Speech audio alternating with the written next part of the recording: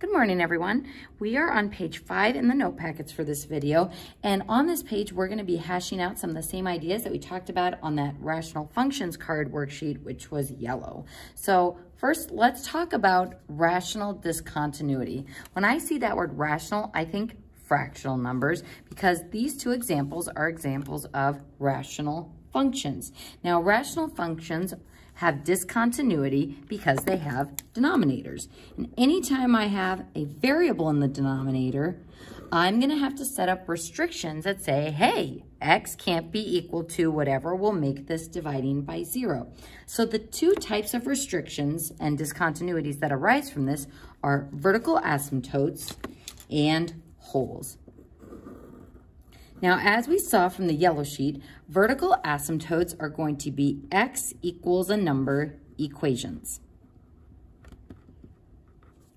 And these are always non-removable in the context of rational functions.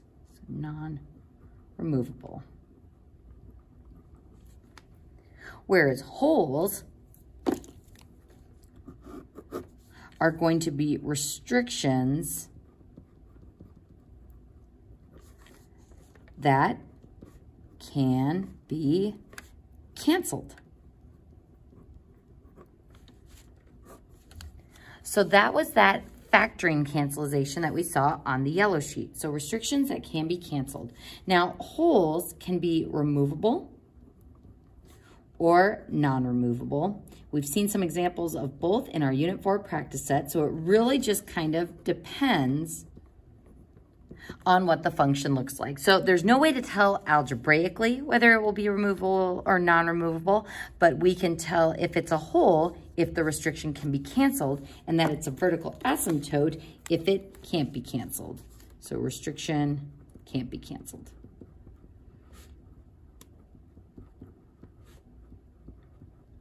So folks, we're just going to be doing more examples similar to the ones that we did on that yellow sheet and just kind of logging it in our note packet so that we have them for reference. So looking at this first rational function, we see the denominator and we say, hey, what value of x can't I have, or what would make this fraction be dividing by 0? The answer is -1. So x can't be equal to -1. That is my restriction on the domain. So it doesn't matter what type of discontinuity that's going to give me or what type of restriction, we automatically know that our domain is going to be all real numbers, except for a break at -1. With a parenthesis, because again, we can't actually plug in -1 because that's going to give me something undefined. So there is my domain.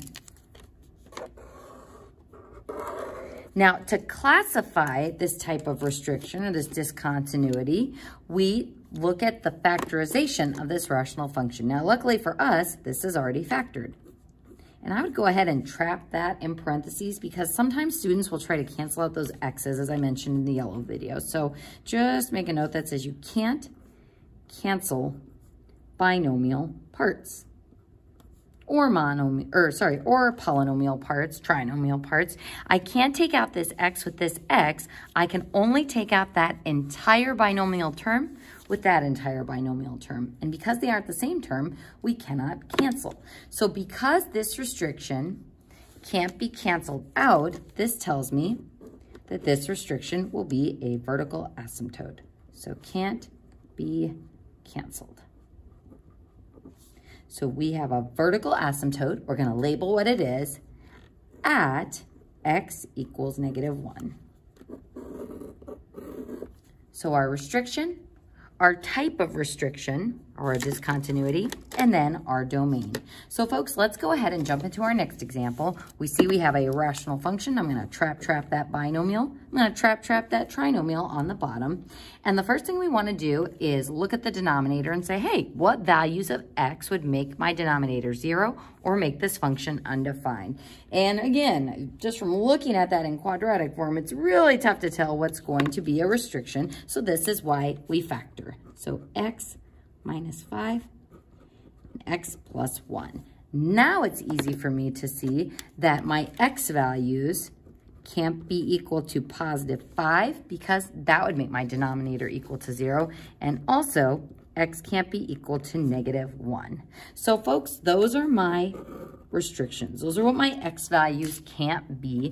So I know that my domain, and again, it's so fabulous that we're doing this without looking at the graph, our domain is going to be all real numbers except for 5 and negative 1. I'm going to start with the negative 1 since I'm reading my domain from left to right. So negative 1.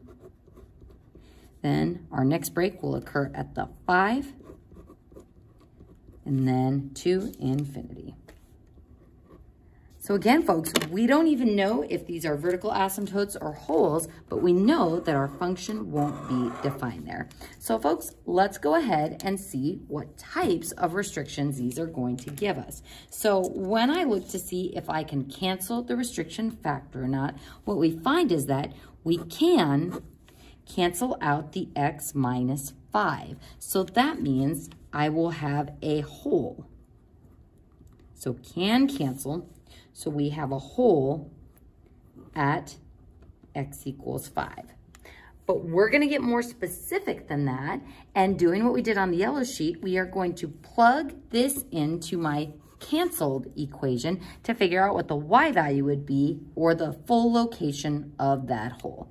So folks, if I plug into the canceled equation or the simplified equation, I'm going to say I have x equals, when this cancels, what we're left with on the top is actually 1. Sometimes students say 0, but if I have like 4 over 4, that's 1, or 3 over 3, that's 1. So we have a 1 on the top, and on the bottom, we have x plus 1. So if I plug this in to my canceled equation, s of 5 equals 1 over 5 plus 1, we see that we get 1/6. So that means specifically we have a hole at the coordinate 5, 1, 6. Now it's still not defined there. It's still an open dot. My function still doesn't exist there, but I can find the exact location of that hole or where the break in the function occurs. So again, this is nice because I can get a little bit more specific with those restrictions. So let's just write out this in words. To find the y value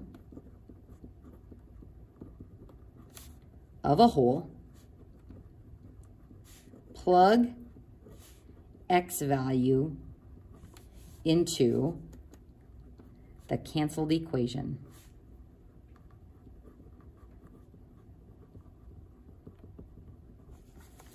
Which is what we did up here.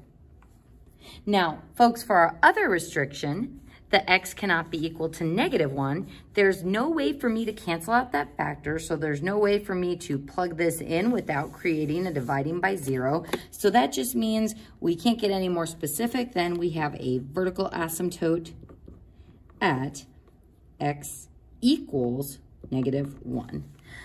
So folks, our restrictions say x can't be equal to these values, but when we're stating the types of restriction we have, or whether it's a hole or an asymptote, we give the location, which is x equals something or x equals something else.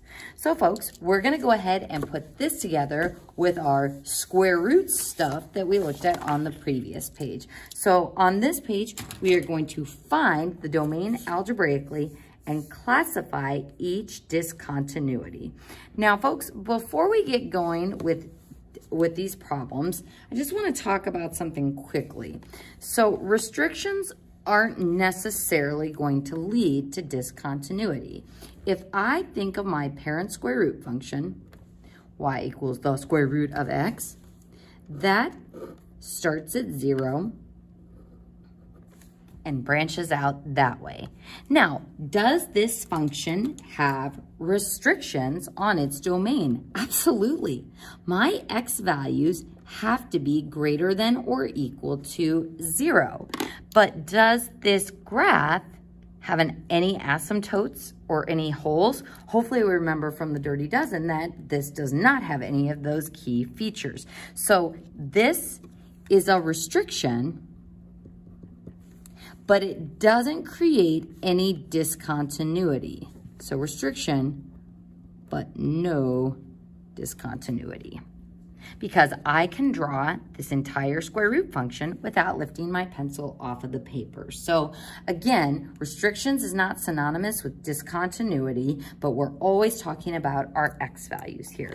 So folks, we're gonna go ahead and look at problem A. And first we are going to identify our restrictions. So we've got a rational function, we've got a denominator, and we have to specify that we can't divide by 0. So what values of t would make this 0 in the denominator? Well, t cannot be equal to 0, would make that value 0. And t also cannot be equal to 5.